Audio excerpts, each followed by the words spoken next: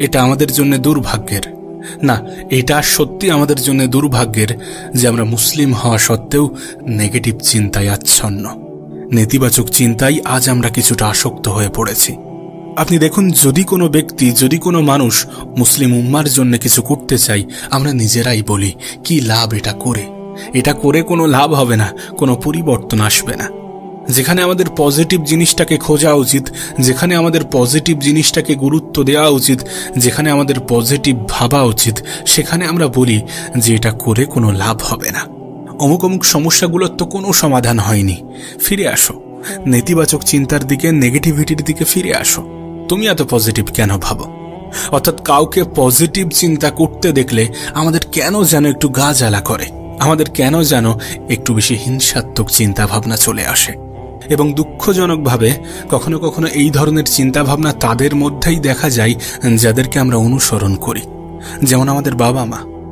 যখন একজন পিতা নেতিবাচক চিন্তা করেন, যখন একজন পিতা নেগেটিভ চিন্তা করেন, যখন একজন মা নেতিবাচক চিন্তায় আসক্ত, তখন সেই পরিবারে কিভাবে কৃতজ্ঞ সন্তান তৈরি হবে? যদি পিতামাতারাই সবসময় অভিযোগ করতে থাকে, তাহলে সন্তানরা কি অভিযোগ করবে না? বিশ্বাস করুন, আমাদের পারিপার্শ্বিক প্রভাব আমাদের জীবনে অনেক বেশি পড়ে। যদি বাবা মায়ের কাছ থেকে কোনো সন্তান কৃতজ্ঞতা না শেখে, তাহলে কার কাছ থেকে শিখবে? যদি কোনো বাবা মাই আল্লাহ পাকের শুকরিয়া আদায় না করে, তাহলে সন্তান কিভাবে করবে? কিভাবে দেখবে? কোথা থেকে দেখে শিখবে যে রবের শুকরিয়া আদায় করাটা প্রয়োজনীয়? যিনি না চাইতেই আমাদেরকে এত কিছু দেন, তিনি প্রশংসা ডিজার্ভ করেন। আচ্ছা, আমরা নিজেরাই যদি নিজেদেরকে প্রশ্ন করি যে সৃষ্টিকর্তা কি প্রশংসা পাওয়ার যোগ্য নয়, উত্তর কি আসবে? আপনার কি মনে হয়? আপনি জানলে অবাক হবেন এই সমস্ত জিনিসগুলো সমাজে কতটা প্রভাব ফেলে। আপনি দেখবেন অনেক মুসলিম আছে যারা মৌখিক মুসলিম হতে চায়, কিন্তু প্র্যাকটিক্যাল মুসলিম হতে চায় না। যদি আপনি তাদেরকে জিজ্ঞাসা করেন, তাহলে তারা বলবে যে প্র্যাকটিক্যাল মুসলিমদের জীবনের সমস্যা বেশি, তারা সবসময় কোনো না কোনো বিপদ আপদের মধ্যেই থাকে। একবার ভেবে দেখুন, যাদের কাছে স্বর্গীয় বিষয়টা আছে, তাদের দ্বারাই যদি নেগেটিভিটি প্রচার হয়, তাহলে বিষয়টা কেমন দাঁড়াবে? দেখুন, কোনোভাবেই খারাপ চিন্তা করা যাবে না, এবং মানুষের সামনে সবসময় এটা দেখানো যাবে না যে আমি খুব খারাপভাবে জীবন কাটাচ্ছি, আমার জীবন খুব খারাপভাবে অতিবাহিত হচ্ছে, আমার জীবনেই যত সমস্যা। আপনি জানেন তো, মুখের হাসি বজায় রাখাটাও একটা সুন্নত। যখন আপনি আল্লাহকে ভালোবাসেন এবং নিঃসন্দেহে আল্লাহ আপনাকে ভালোবাসে, তখন কেন আপনাকে এত বেশি দুশ্চিন্তাগ্রস্ত দেখাবে?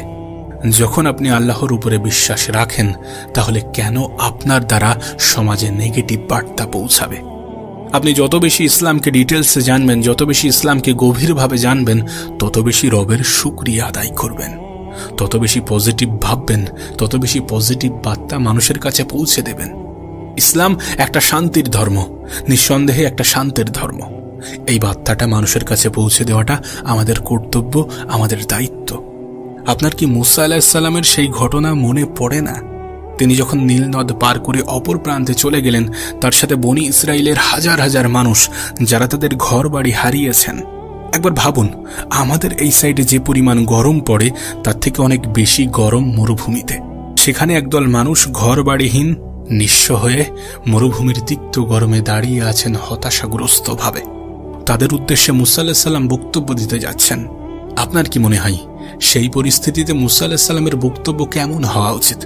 অবশ্যই বলা উচিত যে আপনারা ধৈর্য ধরুন, কিন্তু না, তিনি সেখানে তেমনটা বলেননি। তিনি বললেন আল্লাহর কৃতজ্ঞতা আদায় করার জন্য। কতটা অবাক করা বিষয় না? তিনি ধৈর্য নিয়ে খুতবা দেওয়ার পরিবর্তে কৃতজ্ঞতা নিয়ে খুতবা দিলেন। কেউ তো বলতেই পারে যে আমি কি নিয়ে কৃতজ্ঞ হব? বাড়ি ঘর দর ছেড়ে, পরিবেশের এই অবস্থা, এই আবহাওয়ায় আমি কি নিয়ে কৃতজ্ঞ হব? আমাদের সন্তানদের দিকে দেখো, তাদেরকে দেখে মনে হয় আমাদের কৃতজ্ঞতা আদায় করা উচিত।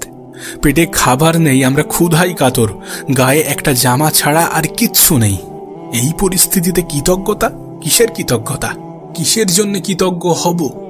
কিন্তু আপনি যদি একটু ভিন্নভাবে ভাবেন, আমরা যদি একটু ভিন্নভাবে ভাবি, একটু ভিন্নভাবে দেখি, তাহলে দেখা যাবে এই জন্যে কৃতজ্ঞ হওয়া উচিত, কারণ তারা কিন্তু নীল নদে ডুবে যায়নি, তারা কিন্তু ফেরাউনের বাহিনীর হাতে মারা যায়নি, তারা কিন্তু মিশরীয়দের অত্যাচার থেকে বেঁচে গেছে, তারা কিন্তু এখন আর কৃতদাস নয়, তাদেরকে জবাই করা হচ্ছে না, তাদের মহিলাদের উপর অত্যাচার করা হচ্ছে না, চোখের সামনে মহিলাদের নির্যাতন হওয়ার দৃশ্য পুরুষদেরকে দেখতে হচ্ছে না।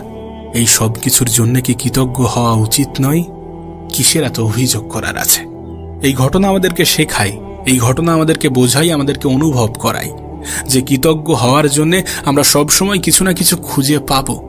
যখন পয়সার এক সাইডে কোনো পজিটিভ কিছু পাবো না, তখন অপর সাইডে দেখলে অবশ্যই কিছু না কিছু পজিটিভ জিনিস থাকবে। দেখুন, নেগেটিভিটির মধ্যেও পজিটিভিটি থাকে। আপনি যদি আপনার খারাপ সময়ে ভাবেন যে আমার সাথে এর থেকেও আরও কিছু খারাপ হতে পারত, আমার সাথে এর থেকেও আরও কিছু খারাপ তো ঘটতে পারত, আপনি যদি এমনভাবে চিন্তা করেন, তাহলে আপনি রবের শুকরিয়া আদায় করতে বাধ্য। আমাদের কোনোভাবেই খারাপ চিন্তা করা উচিত হবে না। বিশ্বাস করুন, যদি আমি আর আপনি আল্লাহর প্রতি কৃতজ্ঞ হতে পারি, তাহলে হেদায়েত, রিজিক, স্বাস্থ্য সমস্ত কিছু ঠিক হয়ে যাবে। আমাদের প্রশংসা আল্লাহর দরকার নেই, কিন্তু তারপরেও তিনি খুশি হন আমরা যদি তাঁর প্রশংসা করি।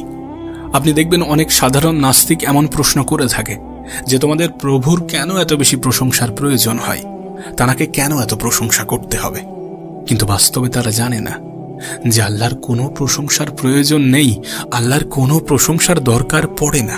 হ্যাঁ, প্রশংসা করলে আমরা উপকৃত হব, রবের শুকরিয়া আদায় করলে আমরা উপকৃত হব। আর সত্যি বলতে, আমরা প্রশংসা করি বা না করি, তিনিই প্রশংসার মালিক।